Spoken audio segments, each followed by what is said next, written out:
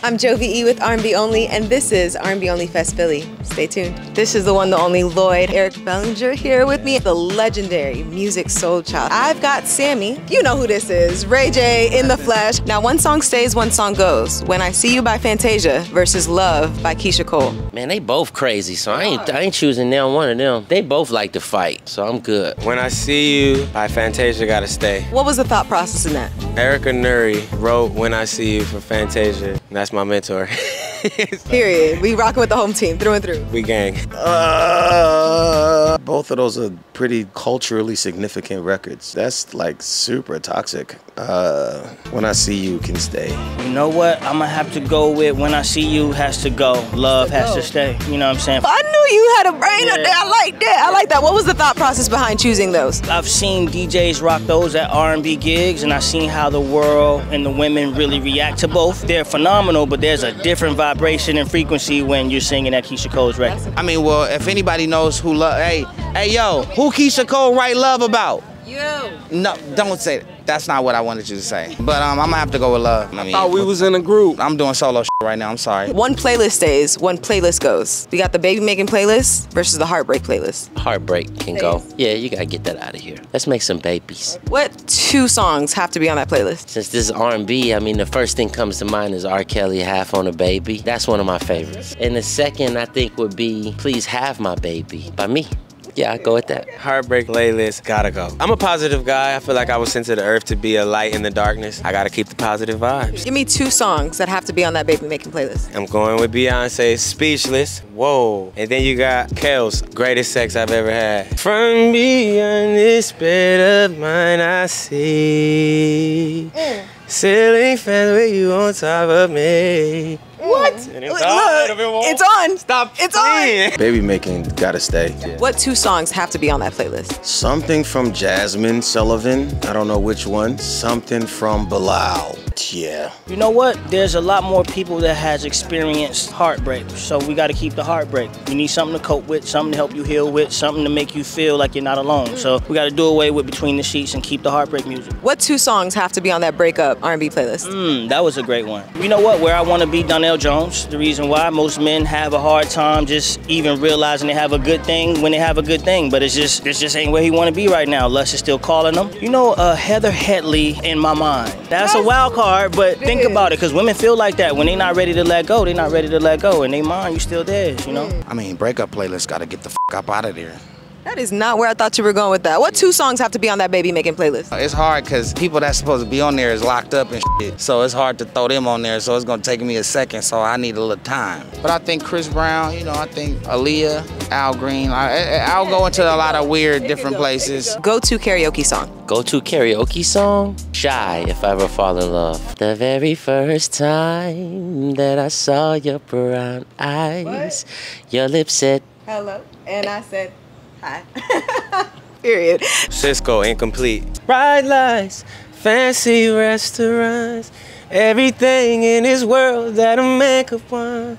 Got a bank account bigger than the law should allow. Still I'm lonely now. Levels, tones. I don't do karaoke. If you were to do like karaoke with like your inner circle, what would be your go-to song? I don't know many songs. Like I know a lot of songs, but I don't know them. Even my songs, like I know them, I wrote them. I don't know all the words. Okay, let me switch it up. What's your favorite song by you to perform? I like how you asking these questions like they're easy questions to answer. Okay. Just Friends. Yeah. For me, I actually go to Outkast because I'm a singer. I try to pick rap songs. Okay. I met a gypsy and she hit me to some life game to stimulate and activate the left and right brain. Said, baby boy, you only focus at your last cut. You focus on your passion, ass should be your has what. That's one to live by, or either that's one to die to. Watch out, you just throw it at you. Determine your own adventure, Andre. You know, I can keep going. You know, we're R&B only, but because it was Outkast, I'ma let you rock. I don't do karaoke, but I sell karaoke products and it's called karaoke. Hello. Hello. Who would you say is the queen of R&B? the queen of R&B? I don't play that game. I don't want to play that game. I'm not playing that game. Or a top three, respectfully. Like for me, I don't know if Sade would be considered R&B. Roberta Flack, and I guess I would say Beyonce, because I saw her at Renaissance Tour in Atlanta, and that lady is special. Queen, Beyonce. I just left the concert, and I'm still buzzing. Which show did you go to? LA, birthday show. No, but I was there too. We probably wasn't in the same section, but we was in there. We was in there. The Queen of R&B? I don't know. I legit don't know. Brandy? I like it. I mean, come on, Beyonce. That's a duh. That's a duh. I mean, the queen of R&B, you talking like Aretha Franklin's and like Whitney Houston's. It can't be one queen, it's queens. It's gotta be a collective. Absolutely. Who would be your dream collaboration? Either you with another artist or two artists that you would really, really like to see work together? Oh yeah, that's easy. Sade has always been a dream collabo of mine, just because of the tone of her voice. The way she uses her breath when she sings is something that we kind of share in a sense. And my other dream collaboration is Coco from SWV. I like both of those answers. When it comes to what I consider to be street R&B music, which is, I guess if you would say Street Love was a genre, I think she would be like the queen of that genre for sure. Street Love is cute. I like that. We might have to use that for something. Eric Bellinger and Drake. Champagne Poppy, what we doing, doggy? Stevie Wonder. Sade. Miss Lauryn Hill. That's like the trifecta. Yeah, I need you to call their people and get in touch with your peoples. We can all be peoples. For myself personally, man, he's my Michael Jackson, Usher Raymond. You know, he's nobody as flawless. He seamlessly has evolved with the times from a child star to the grown man that he is today, and he's still in his prime. Who would you have singing at your wedding? Who would I have singing at my wedding? Charlie Wilson.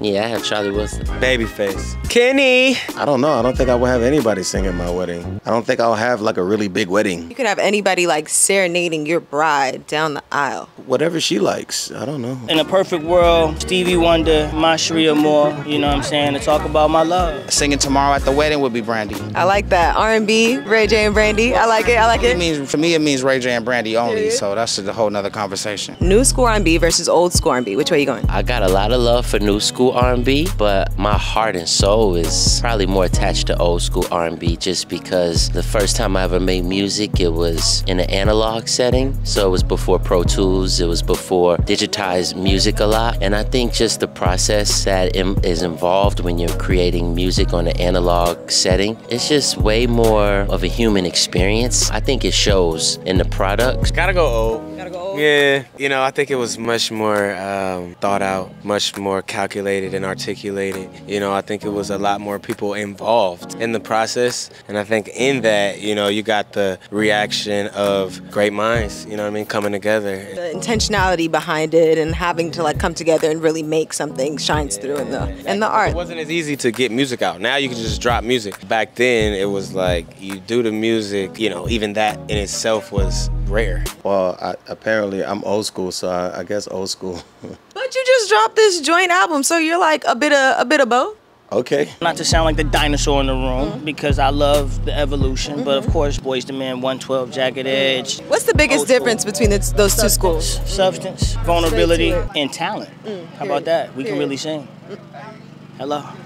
Hello. Hi, how you doing? Old school all day. Why is that? Just because, I mean, the new school, I don't know nobody in the new school. Like, I rarely know anybody in the new school of R&B, unfortunately, but I do know everybody in the old school. And I'm you know how you got a house and you've been in the 90s decade and your house never changed decor? So it could be like 2023 and it still feels 90. Still got the plastic on the sofa. Exactly. Like, you don't know that it's evolved because you in the 90s, right? That's where my mind is at with R&B. Who are some new school R&B artists that you're enjoying these days? Summer Walker, SZA, Alina Baraz. I just heard Tone Stith new album and it's fire. I love what's going on right now in music. I mean, from Coco Jones to Kalani. Shout out to the R&B girlies. Shout out to a lot of the R&B women right now because they're doing their thing. I'm excited to see what comes out next. Lucky Day. I don't know how new school she is. She's been around for a while, but Kalani. I like Black. I don't know if you like. I think the genres are a little, yeah. But Black is amazing. Lucky Day is amazing. Vito, he's not new. He's not new, but he's getting his just due. That's my brother. Shout out to Vito. Okay, you didn't name any R&B only queens. I could start with 7th Street that she slept on. I can go to Kalani. I can go to SZA. I can go to Summer Walker. You know what I'm saying? I can go to Victoria Monet. I can go to Jasmine Sullivan. Like that doesn't stop. The females, the women, you know, they are the queens. They're pushing the genre forward. Which R&B album would you want to listen to and experience again as if for the very first time? Usher Confessions. Woo, that's the one. It is a big one. Like, come on, man. That's what it's made for? Layla Hathaway put out an album, Self-Portrait. I wish that I could listen to Self-Portrait again. Can I give you two? Emotional, Carl Thomas. For some reason when I was 13, I just was an emotional kid. And Confessions, Usher Raymond. Never Say Never by Brandy. That's an album, and she got a voice, so shout out to her. The interview all together. I thought we was one group. I actually want to get y'all solo. You know, let y'all shine individually for a second. Now Bobby gonna come. Because Bobby was behaving. Now Ray J, you've influenced. Solo, You see? Solo, we don't represent See the what group. I'm saying? We out here as I got y'all. I'm gonna get y'all together. I'm gonna get y'all together. I'm gonna get y'all together. I appreciate it. Back to regularly scheduled programming.